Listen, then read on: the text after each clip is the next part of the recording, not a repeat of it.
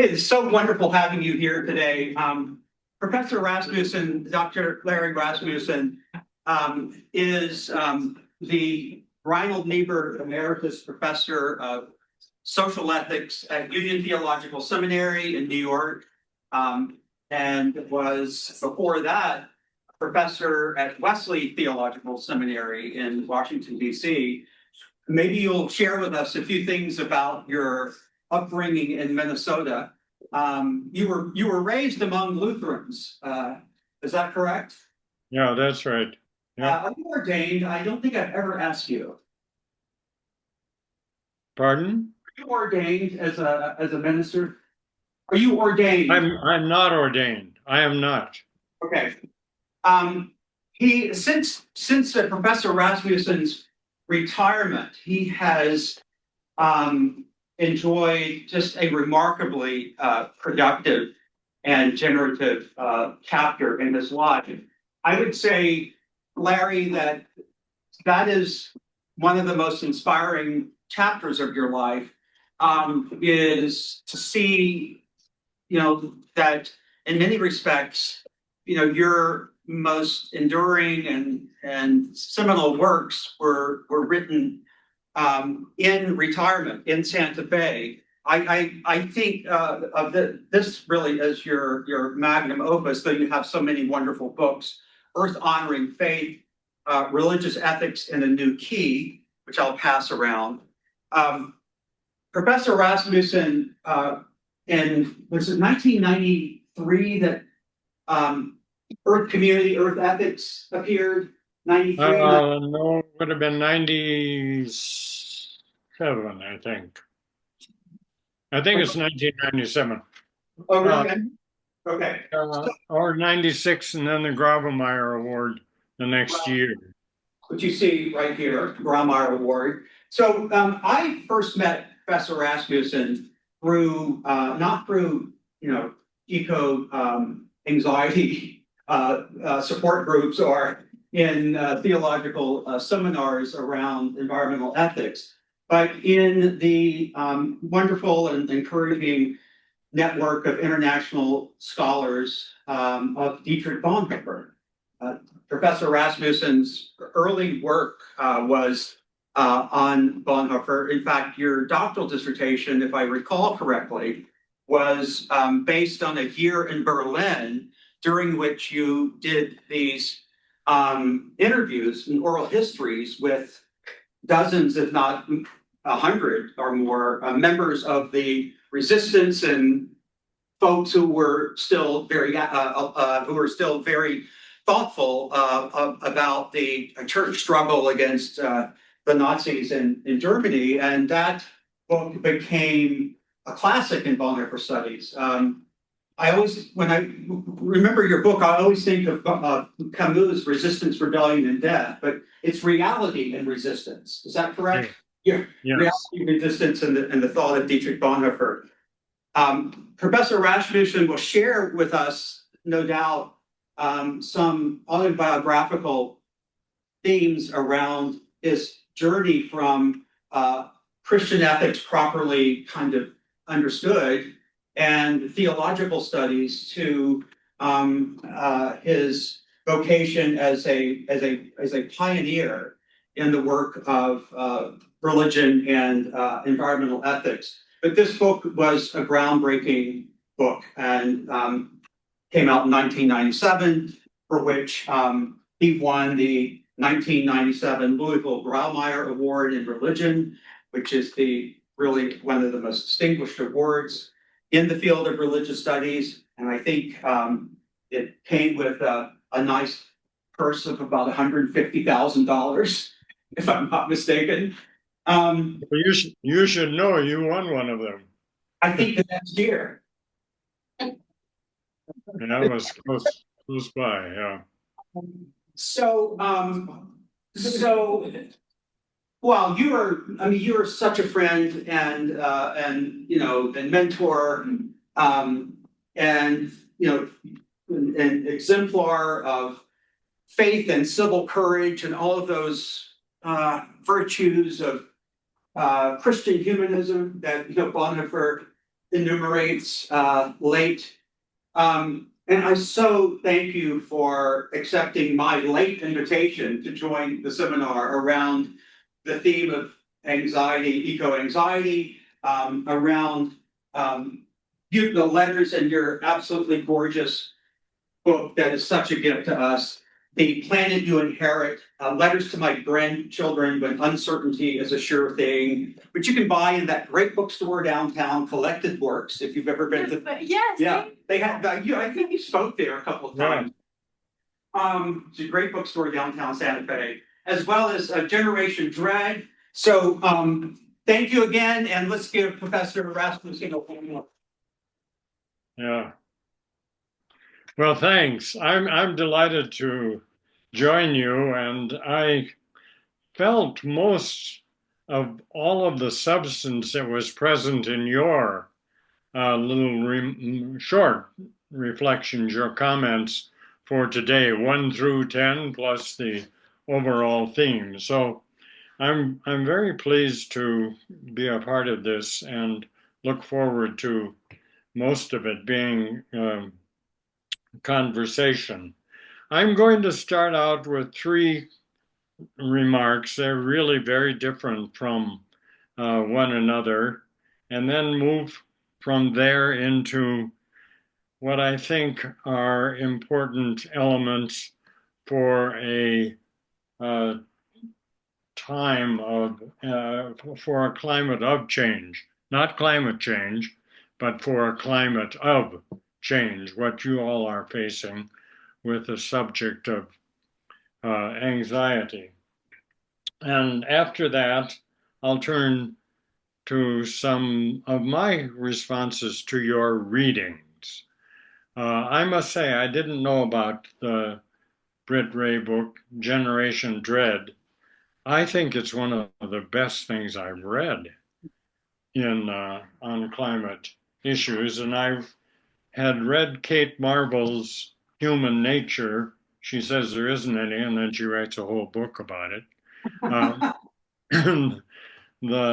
Kate Marvel, I'll make some response to those, but I want to engage you at that point. But first, very different introductory remarks, which aren't really, well, they're a little bit autobiographical, I guess. First of all, it's just a grandparent story. One of the boys to whom the book, The Planet You Inherit, is written, the letters there, was 3 years old. It was Martine, I call him Spud. And he articulated what those of us who are octogenarians know a whole lot about, namely our mortality. But he said to his mom at 3, "Mommy, are you going to die?" And Lena, his mother, had the presence of mind to say, "Yes, but not for a very long time." And then he said, "When you die, can I die with you?" And she could only say, "Oh, how sweet." And then he turned to his dad and he said, "Dad, when you die, can I have your watch?" And then it was on to Legos. It was on to building some tower in Legos. And that for me is such a snippet of where we all are. There is an existential dread that we have by just being finite creatures. We know from a very early age that death will come. And I don't know what brought it on for Spud. I don't know if one of his classmates had a turtle that died or maybe a grandparent that died. But anyway, he already knew at 3 that death was in the future and he'd like to go with his mom, which is also a pretty important note there. We're born to belonging, and that relationship between he and his mother was one that was so strong that he wanted to die with her. But But then turning to his dad and saying, "Can I have your watch?" and getting on to other things like playing with his toys is also what we do. We don't stay in with our existential dread and have it dominate everything we do the rest of our lives. We get on with our lives, and for him, that was Legos. Um, the second thing I will mention is at the time I was on the faculty at Union Seminary, one of my colleagues was a German theologian, Dorothea Zuller.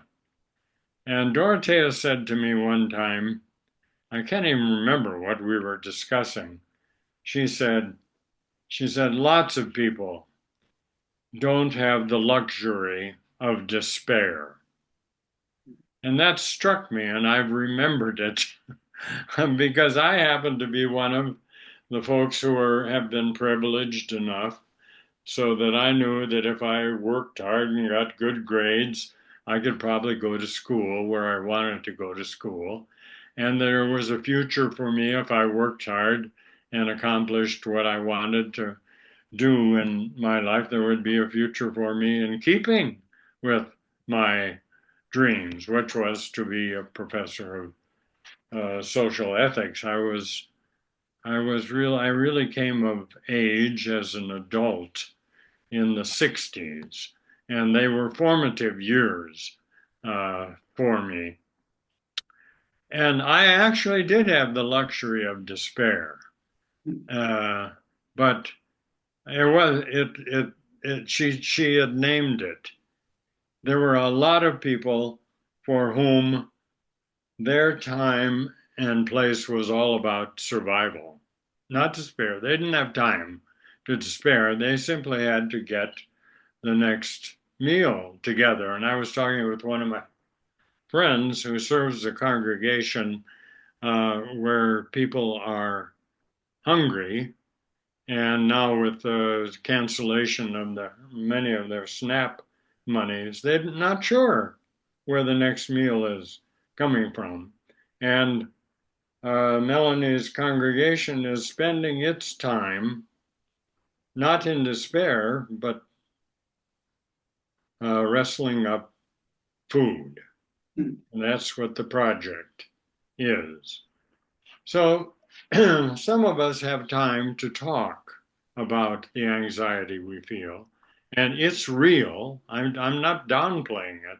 I'm just saying there's a whole lot of folks who don't have the time to really address the very kinds of questions that you all are addressing. That doesn't mean they're not important. They are important. And you ought to take advantage of this, of your privilege in doing so. And then the last thing I'll say before going on to remarks about the climate of change is to say that in my own thinking and teaching and writing, the common theme over the years has been community. And I noticed in reading Britt Ray that she makes community a common theme too, as a place to turn to address the dread that is present for you and is coming for your generation and that of my grandkids. Community is, I think, the source of health and well-being. And so I'll continue to make community that theme. I wrote a book once called Moral Fragments and Moral Community. It was a long time ago. And I had been a part of a community in Washington, D.C. called the Community of Christ. The Community of Christ was in what we then called the inner city. And we said that if you wanted to be a part of this community, you needed to live within a circle that was a mile in diameter. and because you needed to have a common life together. And you needed, for that, you needed to be able to walk to each other's places. And we did have that, and we organized it around that. And so if there was worship together, it was in an old building that we bought to be a center for community activities, not for worship. We used it for that. It wasn't used for that on Sunday morning. So we did, but we had a lot of community activities that were headquartered there, and community was the theme, and it was called The Community of Christ. And I wrote this book when I was teaching in Washington, D.C., and sent notice of it to friends in the Community of Christ. And they read it, and we had a session on it. And when I came to the session, they said, "Why are we one footnote in your book? This book is all about us." And you give us one footnote. I hadn't even thought about, in a reflective way, about the community of Christ, but it was all about them. It's just that I, as an academic, had gone to a more abstract level to talk about community in general and human nature and community, etc. But it was so formative that I had unwittingly written a book about them. They were a little bit ticked off that they didn't get. Just real quickly, what's become of that community? What? What's become of the community of Christ in DC? What is the what? Where should I be talking? Well, what has become of the community? Okay, now what has become? Okay, Yeah. I didn't get the word. Yeah. Yeah. Well, we decided because there weren't, well, this is long after Nilo and I were gone, but the community decided that it was actually the right time to close down when the next generation wasn't really a part of it. So we had 3 days of celebration, storytelling, singing, 3 days of fun closing down the community. It was a great celebration, and turned the community center into a health clinic that the Hispanic community runs. So that was what happened to the. Did anyone write a book about the Yeah. community? Yes. Yeah. There is a good book about the community, written by one of the people who grew up in the community and became a journalist and a pastor. Okay. Her name is Celeste Shank, and I'm forgetting the hyphenated name. But if you look up Sure. Celeste Shank, Okay. you'll get the title.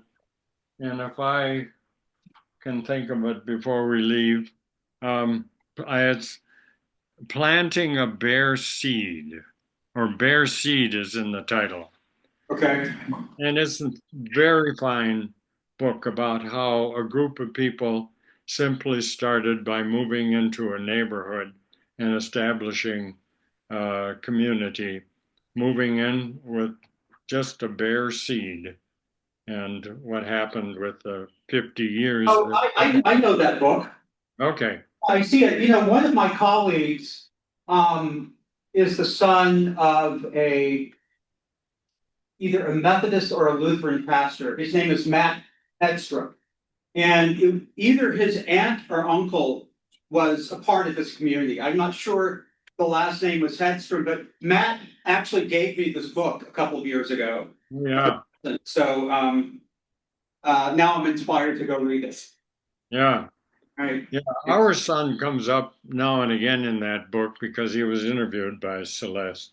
That's no Matt Hedstrom. And he isn't so much a churchgoer anymore. And Celeste asked him, why not? And he said, I just haven't found a community like that. and my parents raised me among too many good people. Yeah, that's a great line. I will have to use that line myself. Yeah.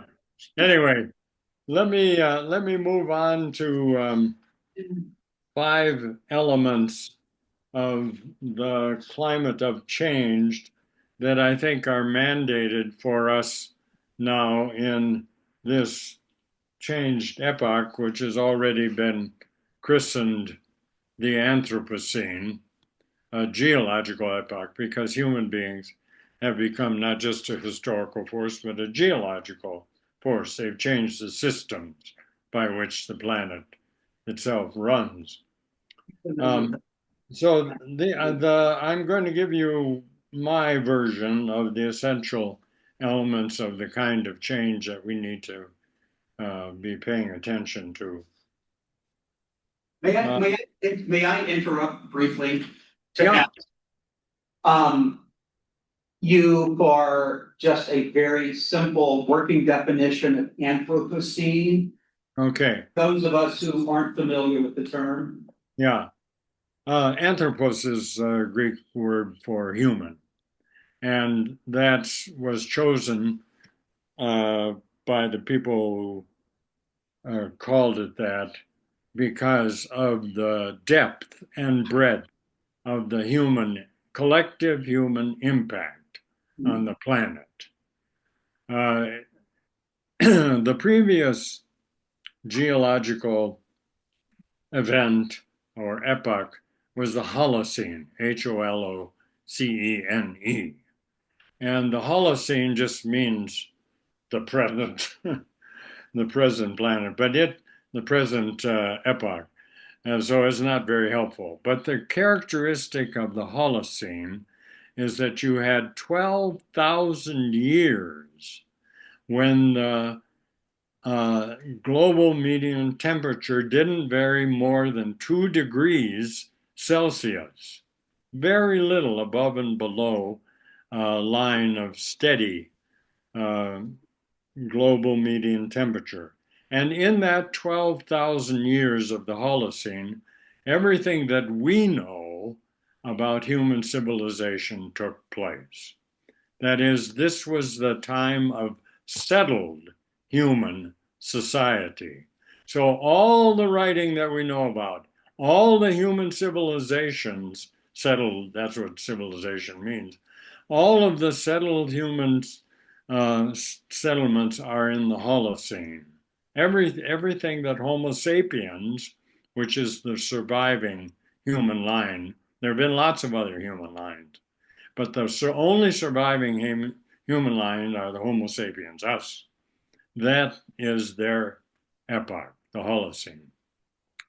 And what happened in the Holocene is that eventually, and it's been mostly post industrial revolution, the impact of the human presence has gone so deep as to change the systems by which the planet operates. So the chemistry of the atmosphere is changed through greenhouse gases piling up.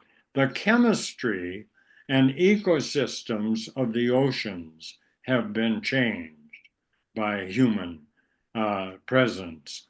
The crust of the planet has been changed by human uh, presence, mining, drilling, etc., etc. There isn't any part of the planetary surface processes that hasn't been impacted by anthropos, by the human presence.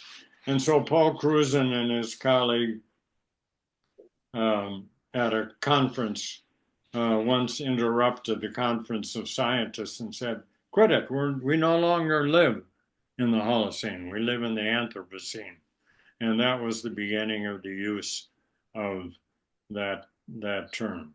And when I wrote to the grandsons, Eduardo and Martin, in the book, The Planet You Inherit, the very first letter is to Eduardo. Martin wasn't around yet. And I make the point that he's an Anthropocene kid. and his parents are Holocene kids.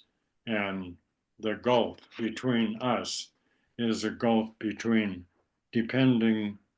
having relative certainty to, in the Holocene, climate certainty, to Anthropocene volatility.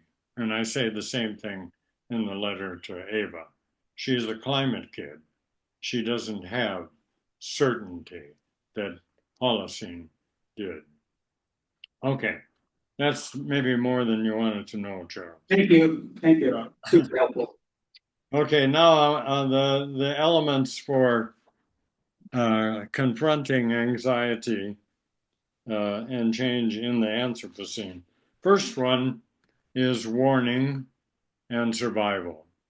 Um, uh, we've had prophets around for a long time, and this is the prophetic task: warning, and then communication about survival.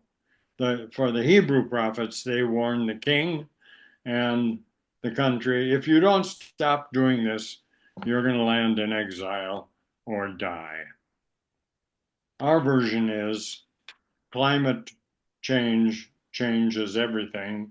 And if you continue on the present path, ruin will follow.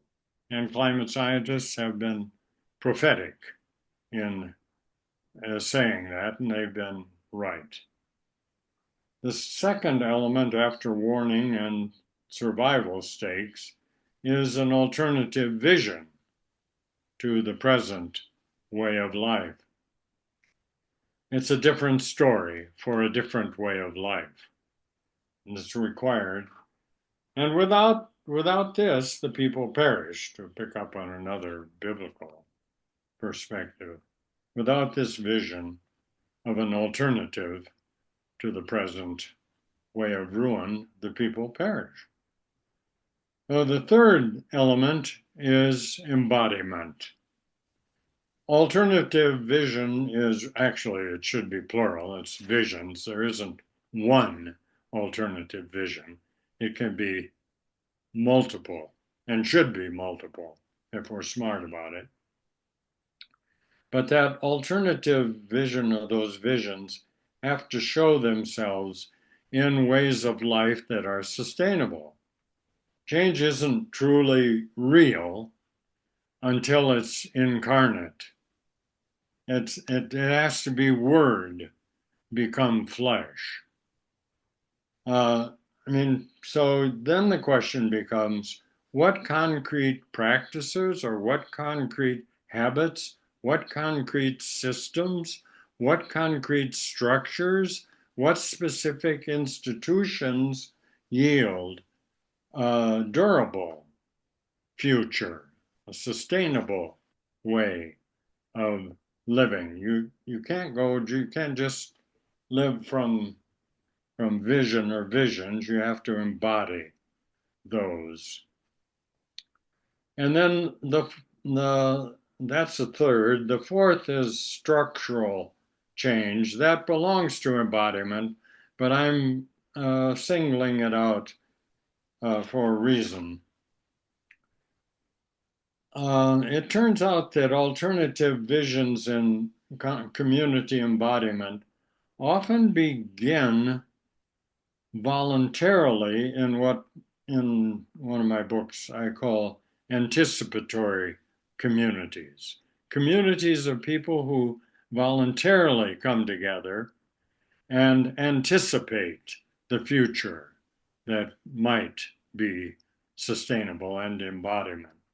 Home places where it's possible to reimagine worlds and then reorder possibilities, places of new or renewed practices that focus a different way of life.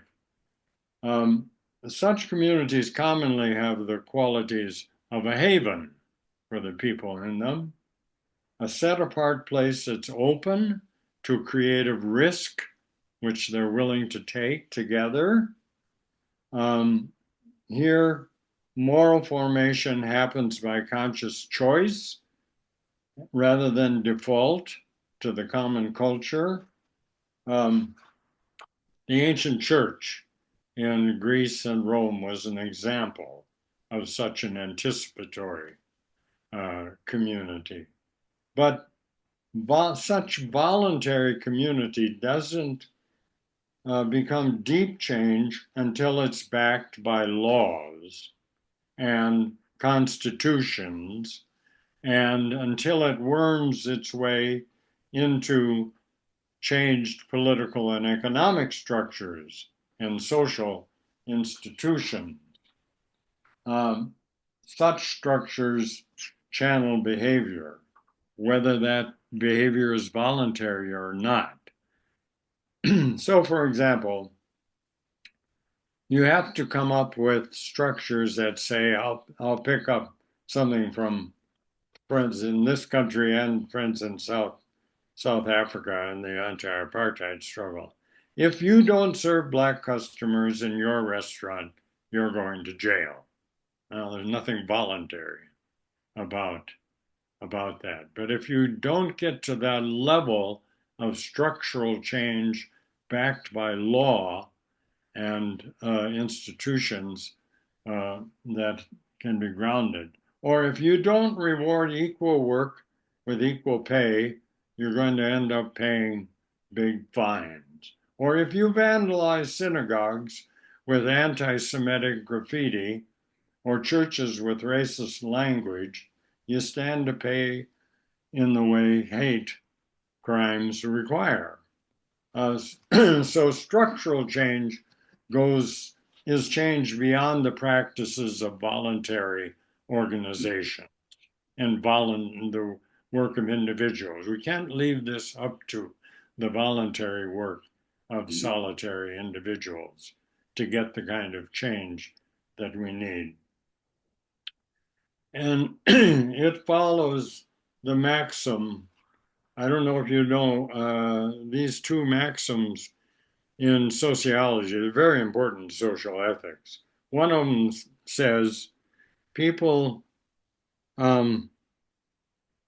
what people define as real is real in its consequences. How people see the world will work its way out in the way in which they behave in the world. What people define as real is real in its consequences. But that only goes so far. The other maxim is a kind of counterpoint. Behavioral changes often precede attitudinal changes. Changes of behavior precede changes of attitude.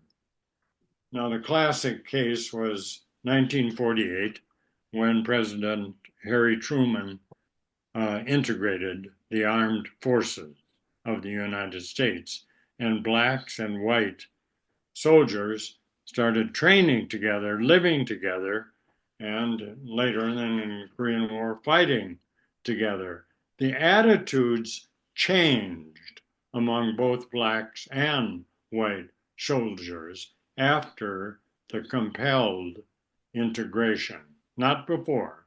So the behavioral change, integration, preceded the attitudinal change. So that's the words on structural change as an essential element.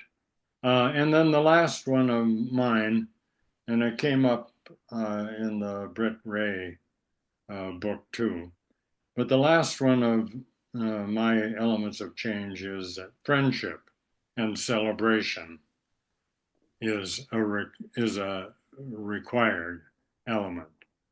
And when I was talking with a friend who's at the Potsdam Climate Institute, that's probably the most preeminent institute for the study of climate change in the world today, in Potsdam, outside of Berlin. And Elmar is one of their brilliant young scientists. And this was a long time ago in Göttingen, Germany. We happened to meet together there. And I asked Elmar what his worries were as a climate scientist. And he said, well, I don't worry so much about responding to climate scientists. What I'm worrying about is the survival of democracy. Now, there wasn't anybody else that I knew at that time who was talking that way, but he was, and his spouse, who was a dear friend of ours because her parents were, said, what I worry about is that as we go through this terrifically difficult transition to a different way of life with different institutions, we won't have we won't get there because we won't have fun doing it. Mm. Friendship and celebration as her insistence as a required element. Any deep change is a long haul slog in which spirit and energy have to be renewed. And a lot of your comments and your reflections were about how climate anxiety can morph into apathy when you face this over the long haul. And there will be a long haul slog. So, what do you do in the face of that? How is spirit and energy renewed there? I think it's any reformation is sustained by friendship, community, partnership, cooperation, celebration. Charles may or may not know it, but my favorite theologian is actually Martin Luther. And one reason I love Luther is because his humor is so present. He lived in some terrible time, but he was, including the onset of the bubonic plague. But his humor is always present. It's often very coarse. And my favorite line from Luther is spot on. From a depressed ass, Luther says, can come no happy fart. There you have it. Yeah. Put that on your office door. Uh, Or he also said, and this is where I tune in too. You have as much faith as you have laughter. If there's no laughter in heaven, I don't want to go there, Luther says. So friendship and celebration are an essential element of long haul slog change. And um, and this can't be for reforms that are simply tribal, um, because border crossing change breaks out of the bubbles that we inhabit. And in any event, the social sciences are clear that show that personal friendship is the single most powerful factor in crossing borders and breaking down racial, ethnic, and religious prejudice. Gordon Allport came up with that a long time ago in a huge tome on prejudice. After he'd looked at all of those studies on prejudice, he said, what's the one thing that crosses lines to counter prejudice? And he said friendship. That's what does it. So it can't just be with our best, closest friends. It has to be making friends and celebrating with those outside the bubbles that we all inherit. Okay, that's my those are my comments to the five elements of the kind of change that I think we have to have now. I don't know, Charles, you need to call the time. Oh, on. this is terrific, Larry. Maybe I could ask if there are any questions at this point? Yeah, I was just going to say we can talk about this first before I go on about anything else. Okay, excellent. I know you've got great questions. Reading them again here, but what, what would you like to ask Professor Rasmussen at this point? Comments or questions? Professor Rasmussen, are you able to hear me? Yeah, I am. I Um, can. you seem to be drawing a clear distinction and shying away from saying the phrase climate change. And you keep saying climate of change. Why are Yeah. you drawing that distinction? Okay. Thanks for the question. Um, First of all, I tend not to say climate change, period, even when I'm talking about that, because if you read the science reports, they talk about the change in the climate system. So when I do talk about climate change, I'm not talking about the fact that the weather changes every day. It does. Climate is just the word we give for the patterns that weather presents. And that's all, weather is just famous for changing.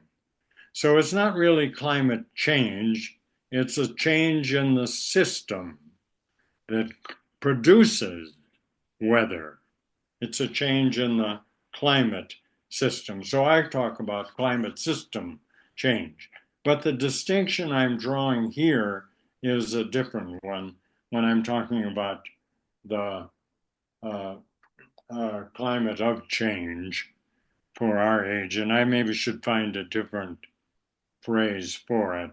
I just mean to try to isolate factors that represent the sort of change we need if we're living in the Anthropocene and don't have Holocene uh, continuity. If you're going from climate continuity to Holocene volatility in the climate system, then and you're changing a way of life no longer dependent upon ongoing mining of and burning of fossil fuels, then you then you're talking about different kinds of change. So that's a distinction that I'm trying to draw there. Yeah. Thank you. Anything else?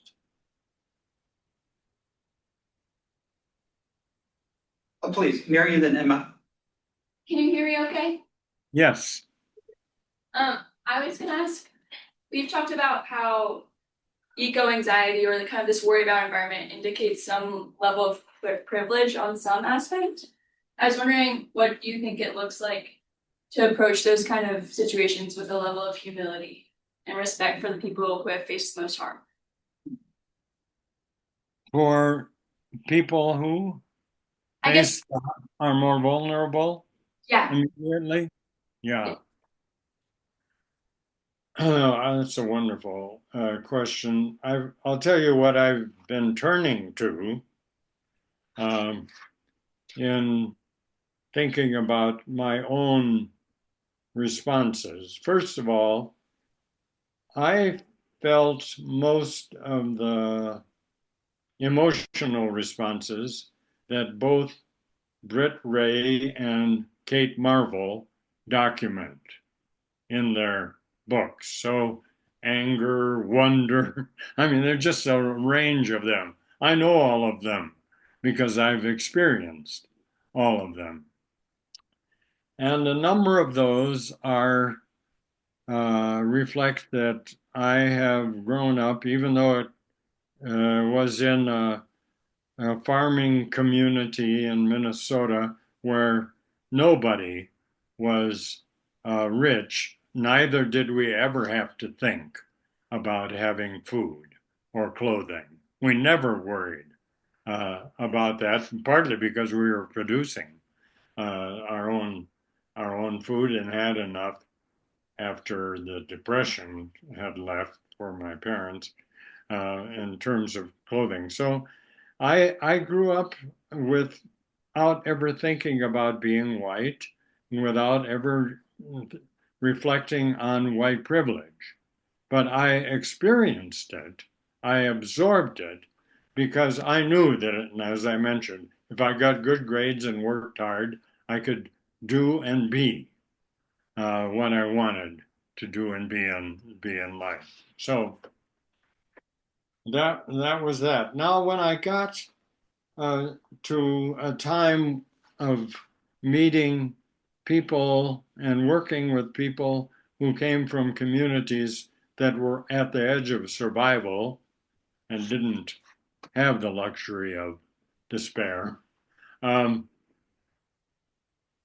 I also came up against something else. And now, when I've been working on climate issues for, well, since the first Earth Day 50 years ago, the wisdom that has been most helpful to me is the wisdom that has come from groups that have already experienced apocalypse and yet made a way, as my colleague Dolores Williams said, made a way where there was no way. They had to make a way where there was no way.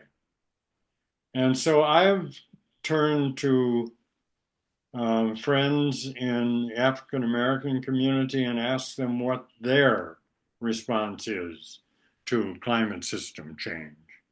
And I've turned to friends in indigenous communities, and fortunately in northern New Mexico, there are strong cultures of indigenous communities of wise people, and turned to them. And for example, Stephen Charlton's book on apocalypse and hope. He's a Choctaw elder, and he says, we've been there, we've done that. Well, now what? And he said they took everything away from us. And the long walk, Trail of Tears. Navajo Diné people here in New Mexico had the long walk and interred in camps. They called them concentration camps in the southern part of the state. So we've been there, we've done that, we've known apocalypse. Okay, and Charlton said the one thing they couldn't take from us, the only thing they couldn't take from us, was hope. And we lived from that. It sustained us. So my answer to your question is, there's wisdom in every community, and that includes the communities of white folks. My grandparents had some wisdom that I think about now, I never thought about as wisdom then. Charles mentioned that both of us studied Dietrich Bonhoeffer. Well, he didn't say he did.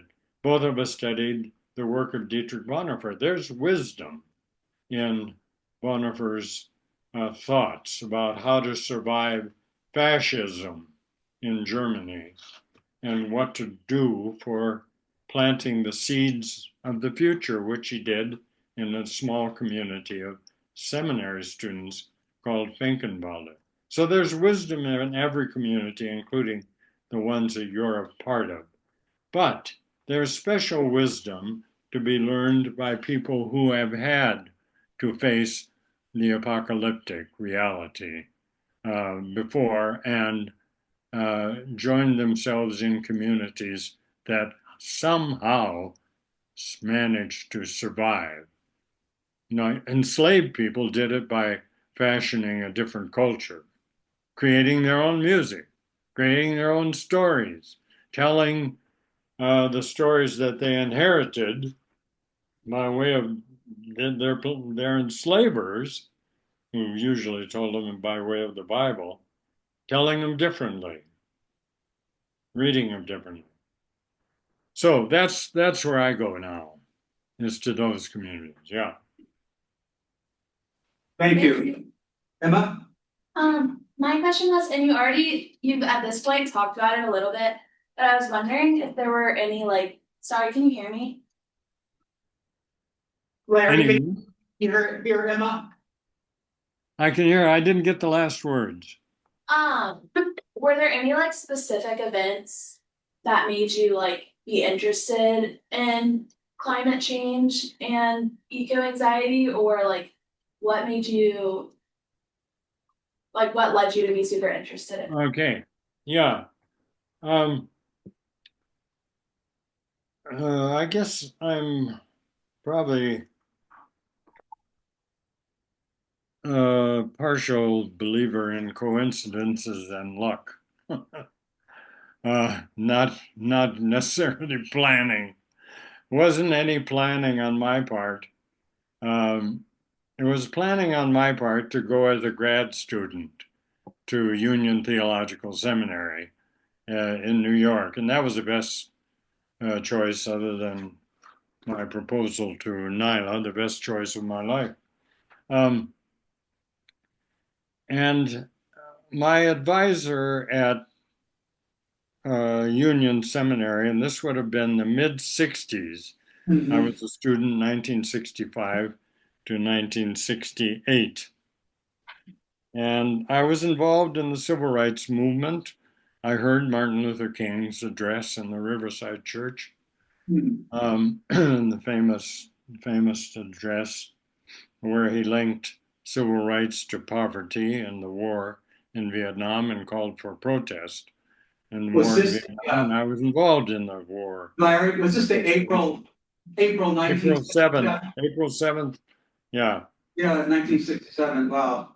Yeah, and then he was assassinated exactly a year later on the same date. I was in Riverside Church on that occasion to listen to a lecture when the lecture was interrupted to say that Dr. King had been assassinated. But my point is that those were formative years for me, with the war in Vietnam, with the poverty issues, and with civil rights. But my advisor, Roger Shin, who was also involved in those things, was a good friend of Paul Albrecht. Paul Albrecht was Church and Society for the World Council of Churches.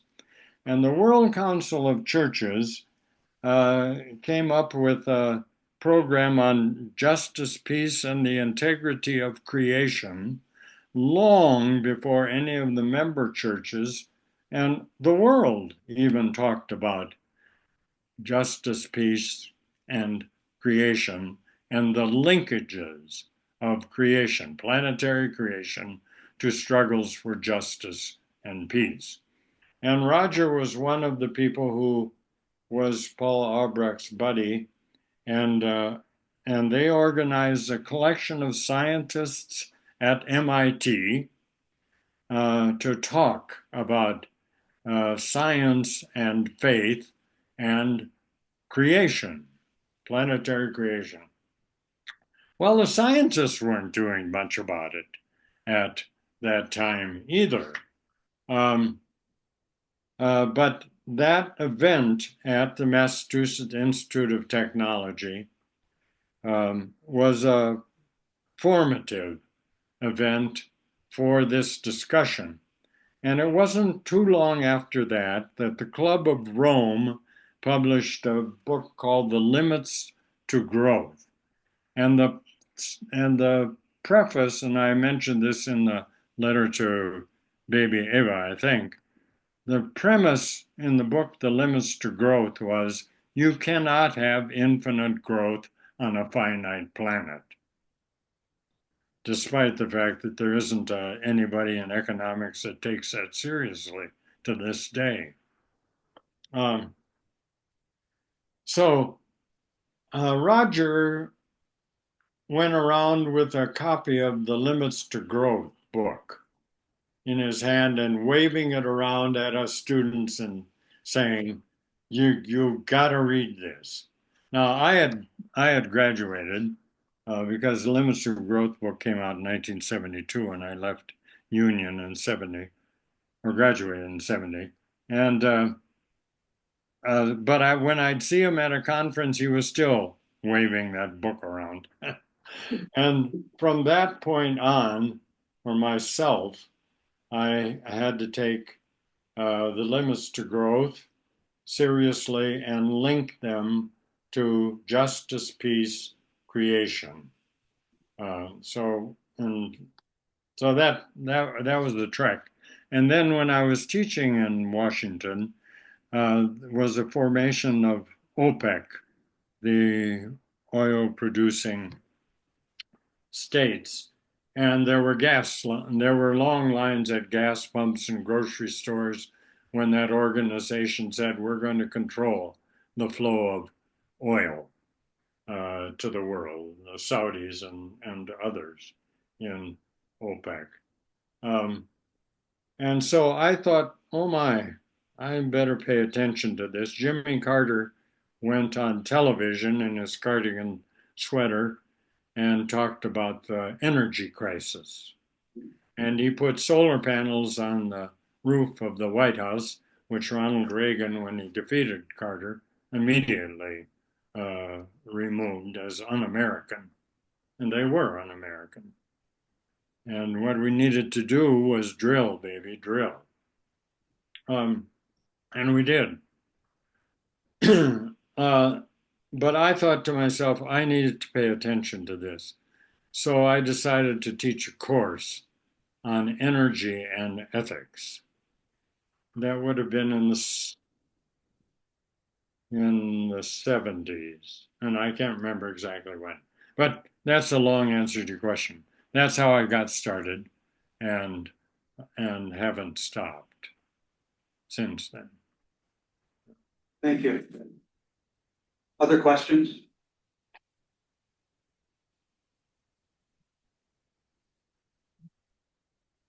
David? Yeah, sorry, can you hear me? Yes. Okay. There was one part about your letter specifically that really kind of stuck out to me at the end of your letter when you're addressing your grandchildren. You seem to have like this kind of glimmer of hope, I guess, that they could kind of be or I guess the next generation in general could kind of be the generation to help fix this problem. And you were very hopeful about that. Where did that kind of come from? Because I think that's a really refreshing take that I haven't really seen a lot of people have.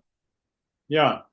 Well, you've spotted it. You've named it. I am very hopeful, and it's hope that is, first of all, grounded in, I would say, human nature. I think that we are constitutionally, as human beings, hopeful.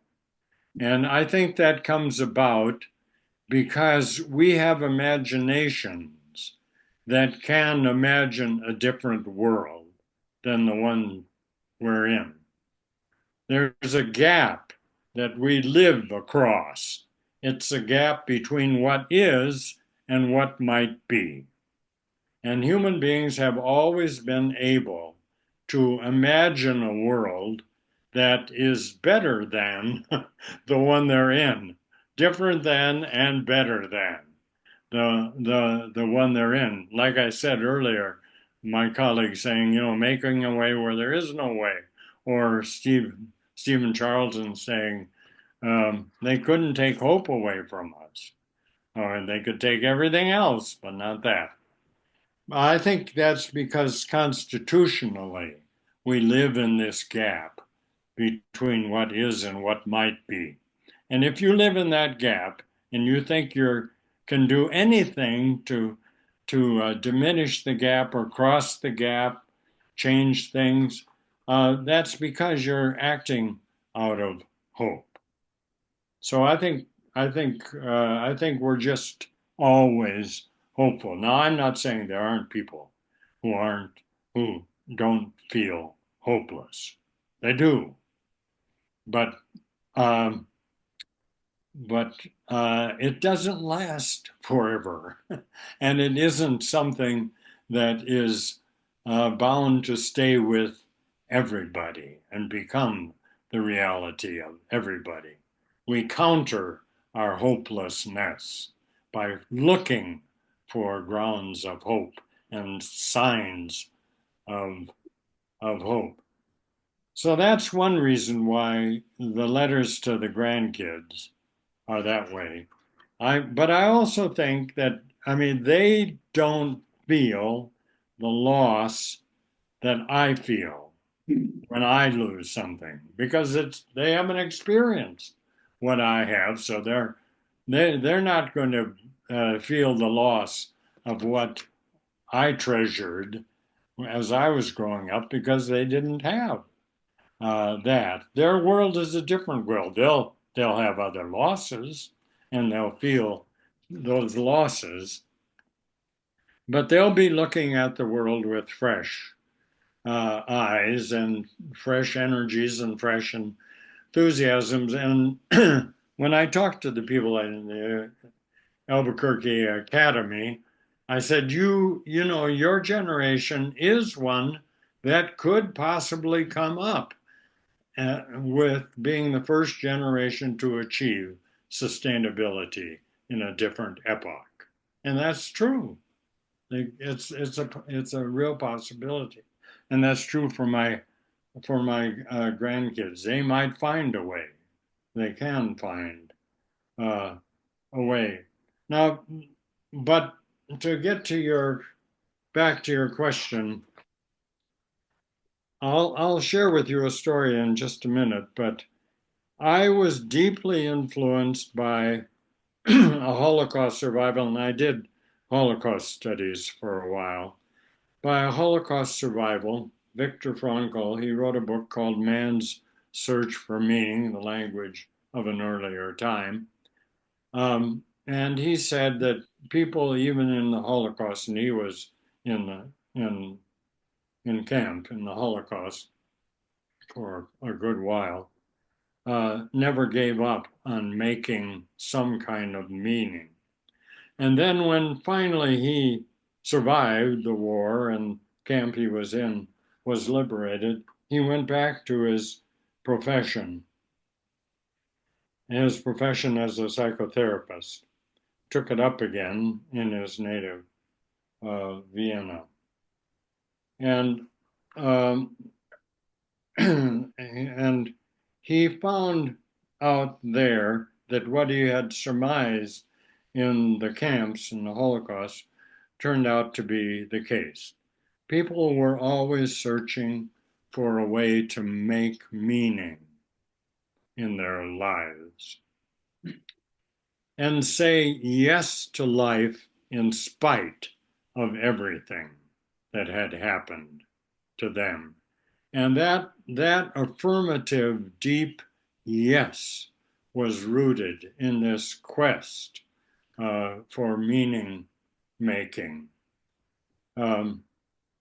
Now, there were elements to it that I'll get into. The one in the letter to baby Eva, I spend time there saying how important ritual is and the rituals that people create or appropriate or learn are vital for meaning making and for making their own way. And one of you had a lovely recollection of childhood and amidst all the noise in the house, going outside and just squishing the grass between the toes of your feet as your kind of ritual in dealing with the cacophony of the household.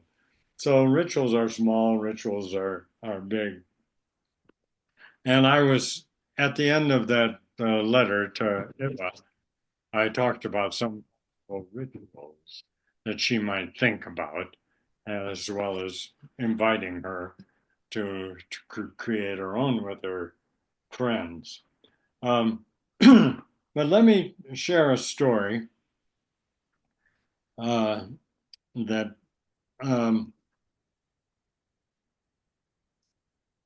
includes ritual. In southern France, during the Nazi occupation of France, which in 1940 following, the small village of Les Chambons, and you maybe know about this, small village of Les Chambons gave refuge to hundreds of Jews, and this is a farming village, smuggled them at night across the border into Switzerland. Now, neighboring villages did not risk their lives for strangers desperate to escape the trains to the labor camps or death camps. And there were French that cooperated with the Nazis in rounding up the Jews. And some of the neighboring villages were there. Incidentally, Albert Camus was in one of those neighboring villages, and that's where he wrote the book on plague. So the question arises, why did Les Chambons do this rescuing of Jews, since there were no Jews that were native to the village? They did have extraordinary leadership in Pastor Andre and Magda Trochme.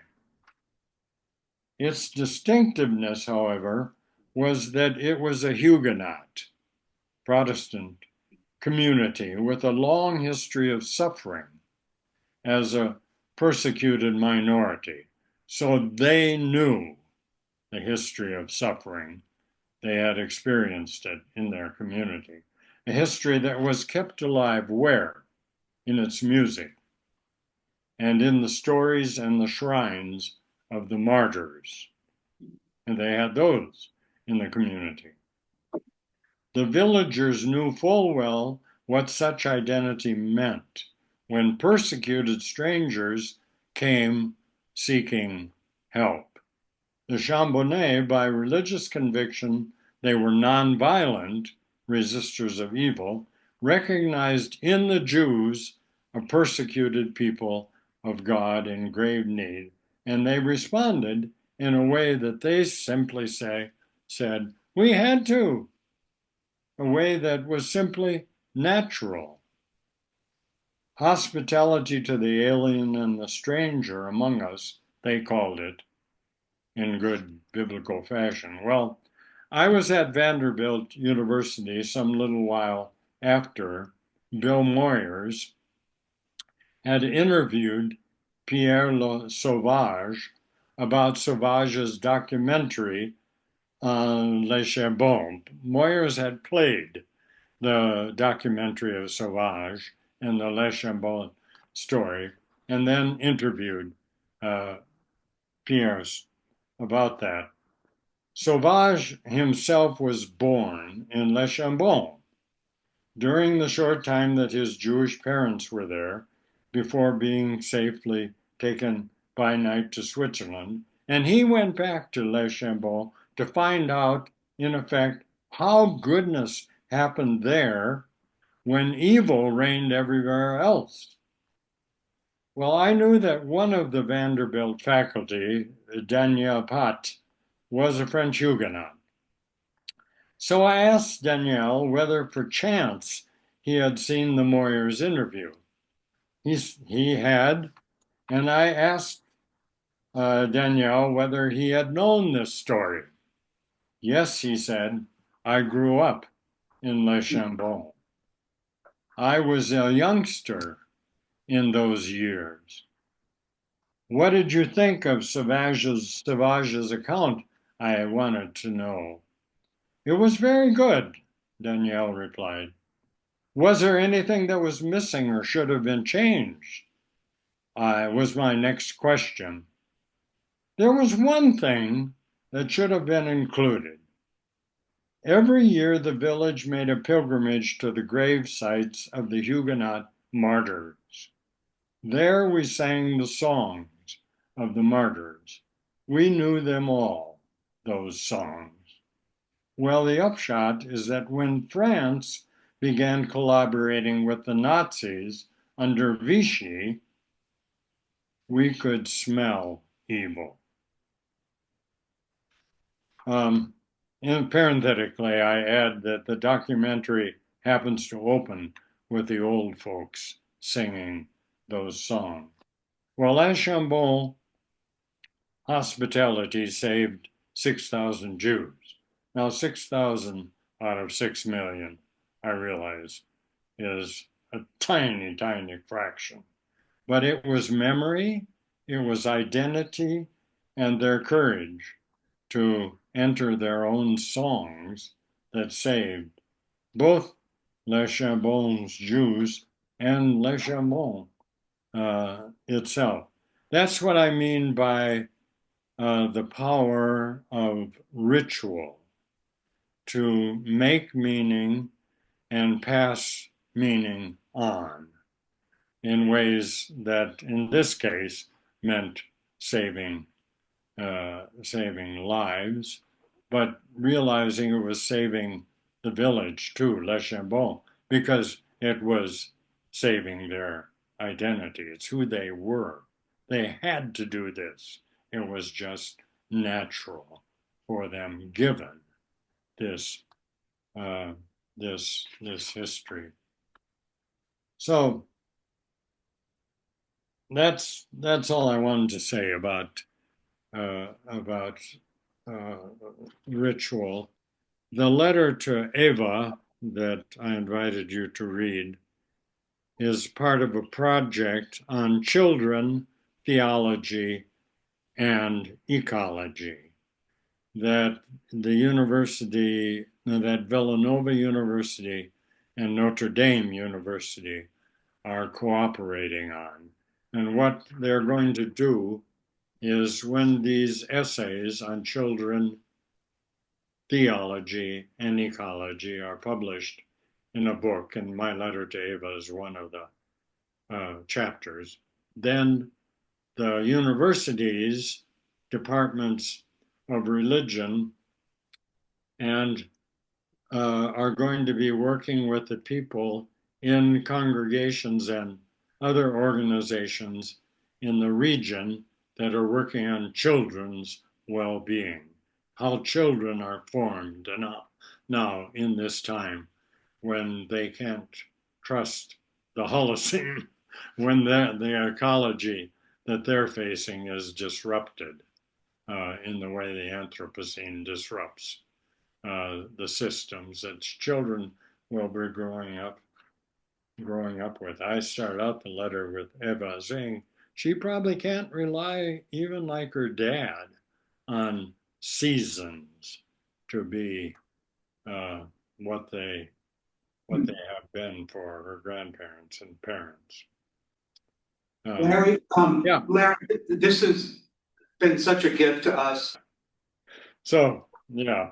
Thank you for those words of challenge and of hope. We are really grateful for this time with you, Larry, and my thanks to you. We can give you a quick round of applause. And maybe the Santa Fe folks can, bump into each other. Yeah. One day, iconic or something. I was there. Oh, were you? I was with like a band, their family friends, so I went and sang. Oh, that's so great. Oh. Well, good. Enjoy the rest of the day and that beautiful snow coming in tonight. Yeah. Expecting a big snow in Santa Fe. Oh, you're lucky. Thank you again. Yeah, good questions from you all. I know. You were wonderful. We really appreciate it. That was really good. Okay, blessings. Thank you. Adios. Tonight, let's see. All right, so I know it was recording. Okay, there you go.